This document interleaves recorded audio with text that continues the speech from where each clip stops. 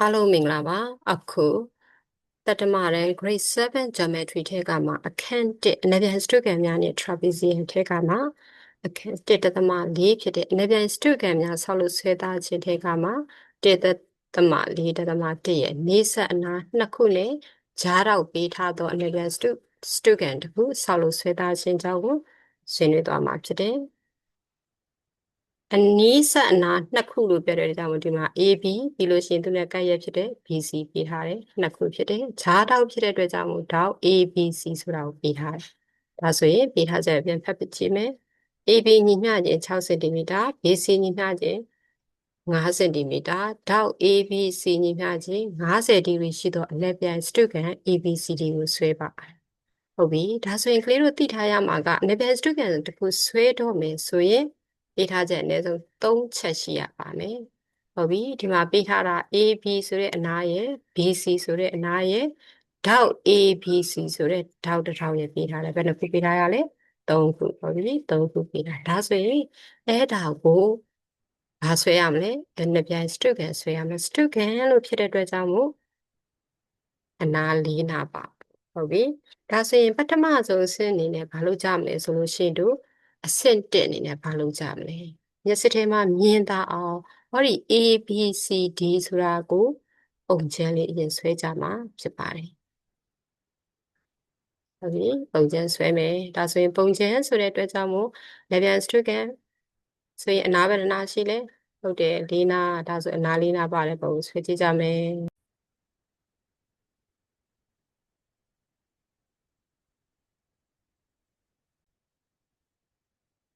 ဟုတ်ပါပြီဒါဆိုလို့ရှိရင်ဒီနေရာမှာလက်ပြန်စတုဂံ ABCD ကိုပုံချမ်းဆွဲပါဆိုတော့ဟောဒီပုံချမ်းလေးတစ်ခုဆွဲလိုက်တယ်ပေးထားတဲ့အတိုင်းပဲ AB က6စင်တီမီတာ BC က5စင်တီမီတာထောက် DAB က50ဒီဂရီဆိုတာကိုဒီမှာပုံချမ်းလေးဆွဲလိုက်ဟုတ်ပြီပုံချမ်းဆွဲပြီးပြီဆိုလို့ရှိရင်ဒီပုံချမ်းတိုင်းကိုဒီလိုမြောင်ပြန်ဆွဲကြည့်ရဟုတ်ပြီဒါဆိုရင်ဘာလုပ်မလဲအဆင့်1ပြီးလို့ရှိရင်အဆင့်2အနေနဲ့ဘာလုပ်ကြမလဲဟုတ်ပြီဒီမှာရေးလိုက်မယ်အဆင့်2မြင်းပိုင်း AB ညီမျှခြင်း6စင်တီမီတာဒီမှာတွေ့တဲ့အတိုင်းဟောဒီ AB 6စင်တီမီတာကိုဘာနဲ့ပါသုံးပါလဲပေတံနဲ့ခဲတံအသုံးပြုပြီးတော့ဆွဲမယ်ဆိုဒီမှာဘာလေးယူလိုက်ကြမလဲပေတံယူမယ်ခဲတံယူမယ်မြင်းပိုင်း AB 6စင်တီမီတာဆိုတော့ဒီကနေပြီးတော့မှဒါမဆွဲဒါလေးနဲ့ရွှေ့လိုက်မယ်နဲ့ရွှေ့ရနော်တော့ဒီလေးထားမယ်ခဲတန်းလေးပဲ6စင်တီမီတာဆိုတော့ဒီကနေပါလဲ1 2 3 4 5 6ဆိုတော့ဒီမှာ6တက်မှာပြန်လိုက်မယ်ဒီတန်းပြန်ထားမယ်ပြီးလို့ရှိရင်အမှတ်လေးမှတ်မယ်အမှတ်ကဒီမှာပါပေးထားလဲ AB လို့ပုံစံမှာဖြစ်ထားတဲ့အတွက်ကြောင့်မို့ဒီမှာလဲပါဆွဲမလဲဒါက A ဒီဘက်မှာက B ဟောဒီ AB ဒီဘယ်လောက်စင်တီမီတာလဲ6စင်တီမီတာဒါကြောင့်မို့ဒီမှာစာလေးဘယ်လိုရေးလိုက်ကြမလဲ6စင်တီမီတာလို့ရေးလိုက်ပါမယ်ဟုတ်ပါပြီဒါ6စင်တီမီတာလို့ရေးလိုက်ပြီအဲ့လိုရေးလိုက်ပြီးတဲ့အခါကျလို့ရှိရင်အဆင့်2ပြီးသွားပြီဆိုလို့ရှိရင်အဆင့်3ကိုဆက်ဆွဲမယ်ဒါဆိုအဆင့်3မှာဆိုရင်ကလေးတို့စဉ်းစားကြည့်အောင်ဘယ်တော့ရင်ဆွဲမလဲဟုတ်ပြီဒီမှာတော့နှစ်ပြန်ဆိုတာသူကစောင်းနေထောက်ဖြစ်တဲ့ကြောင့်မို့ထောက်ကိုတို့အရင်ဆွဲကြအောင်ဒါဖြစ်ဆိုထောက်ဆွဲဖို့ဆိုရင်ဘာတွေလိုမှာလဲဟုတ်တယ်ဒီမှာထောက်တိုက်စဝိုင်းချမ်းလေးတစ်ခုလိုမယ်ဘယ်မှာဆွဲမှာလဲဟောဒီ A ဆိုတဲ့အမှတ်မှာဆွဲမှာဖြစ်တဲ့ကြောင့်ထောက်တိုက်စဝိုင်းချမ်းဟောဒီအလယ်မှတ်ကို A နဲ့တစ်ထပ်ထဲချတာမှာဖြစ်တယ်ဘလောက်ဒီဂရီတိုင်ရမှာလဲဟုတ်တယ်50ဒီဂရီဆိုတော့ဒီမှာ3ည10 20 30 40 50ဒီနားလေးမှာပါလဲအမှတ်လေးတစ်ခုမှတ်ရပါနော်အမှတ်လေးတစ်ခုမှတ်မယ်ခဲတဲ့ယူလို့မိတာခဲတဲ့လည်းယူထားဒါကိုဒီမှာခဲတဲ့လေးနဲ့50ဒီဂရီဆိုတဲ့အမှတ်လေးမှတ်ပါမယ်ဒီမှာလေးပြန်ထားမယ်ဟောဒီအမှတ်လေးကိုဘာလို့နာမည်ပေးလိုက်မလဲဆိုတော့ Q လို့နာမည်ပေးထားမယ်နော်ဘာလို့နာမည်ပေးမှာလဲ Q လို့နာမည်ပေးမယ်ပြီးလို့ရှိရင်အဲဒီဟောဒီ A နဲ့ Q ကိုဘာလုပ်လိုက်မှာလဲဆက်ဆွဲလိုက်မှာ Q ကိုဆက်ဆွဲလိုက်မယ်ဒီညမှာကလေးတို့ဘာနဲ့ဆွဲဖို့လုပ်မယ်ဆိုတော့တဲအောင်ဆိုရင်ဘာနဲ့ဆွဲမလဲပေတံလေးနဲ့တိုင်းမှာနော်ဟ ဟောဒီအမှတ်လေးနဲ့ဒီပဲအမှတ်လေးကိုဆက်ဆွဲမယ်အဲ့ဒါယူပြီးတော့မှဒီမှာလဲပေတန်နဲ့တိုင်းမယ်โอเคပြီဒါဆိုရင်ဒါကလေးတို့ဆွဲတဲ့အတိုင်းကိုစပြင်ဒါဆိုရင်ဟောဒီထောက်လေးကဘယ်လောက်ဒီဂရီဖြစ်သွားလဲခုနတိုင်းတာကဘယ်လောက်လဲ50ဒီဂရီဆိုတာထည့်ယူလိုက်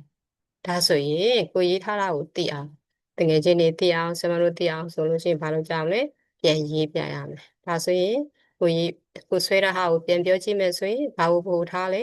A ကိုပို့ထားပြီးတော့ B A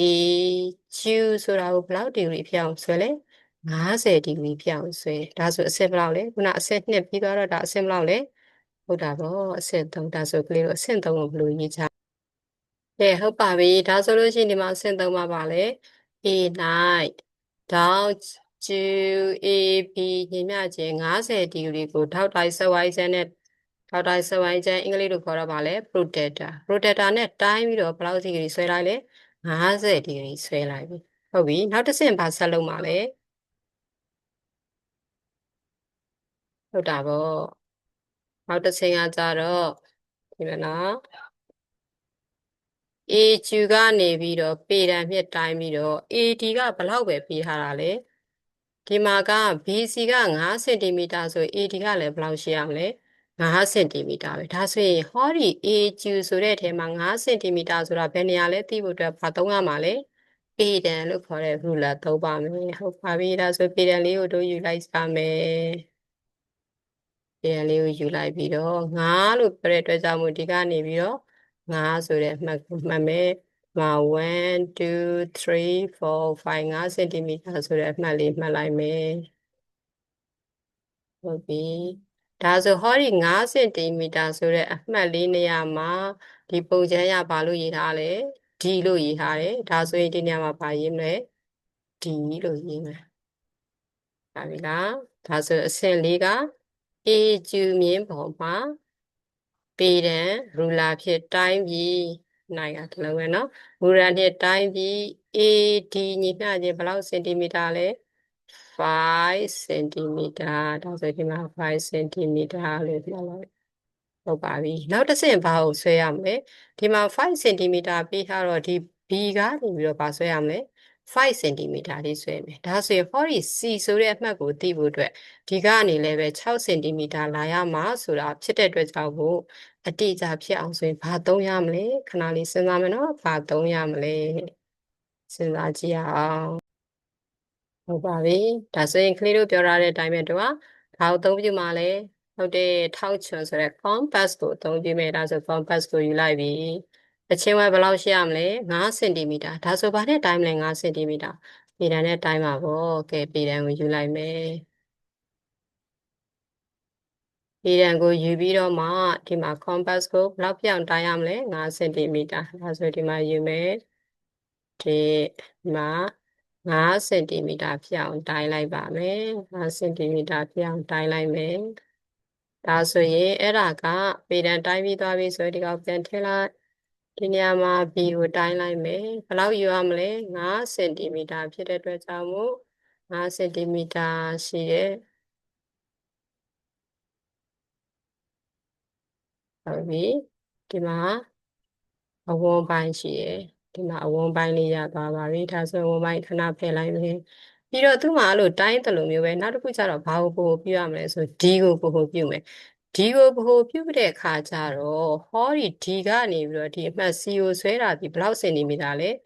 6စင်တီမီတာဖြစ်တဲ့အတွက်ကြောင့်မို့တို့ကဘာပြန်ယူရမလဲပေတံလေးတွေယူမယ်ယူပြီးတော့မှဘာပြန်တိုင်းရမလဲဟုတ်တာကော6စင်တီမီတာပြန်တိုင်းမှဖြစ်တယ်6စင်တီမီတာဒါကို6စင်တီမီတာတိုင်းမှဖြစ်တယ်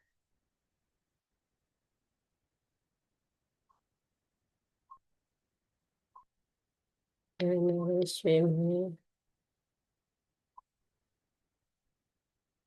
ဒါဆိုရင်ဘာကိုပို့ပြုပြီးဆွဲရမှာလဲဒီကိုပို့ပြုပြီးဆွဲမှာဖြစ်တယ်ဒါဆိုဒါကိုနည်းနည်းလေးလှည့်ထား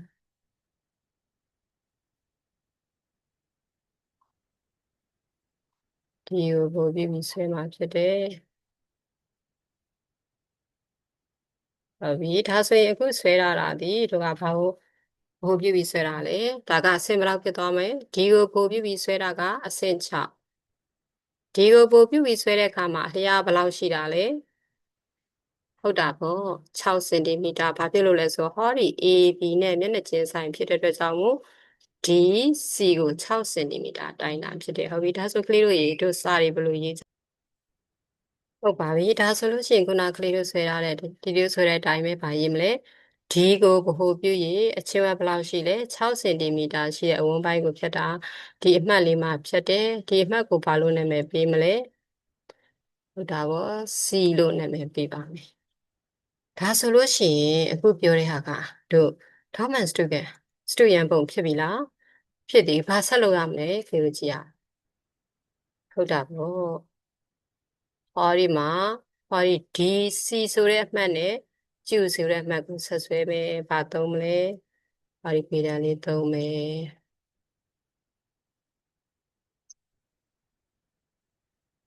ညာလေးသုံးရောဒါနဲ့ဒါကိုဘာလို့ကြမလဲဆက်ဆွဲမယ်ဒါဘာနဲ့ဘာကိုဆက်ဆွဲတာလဲ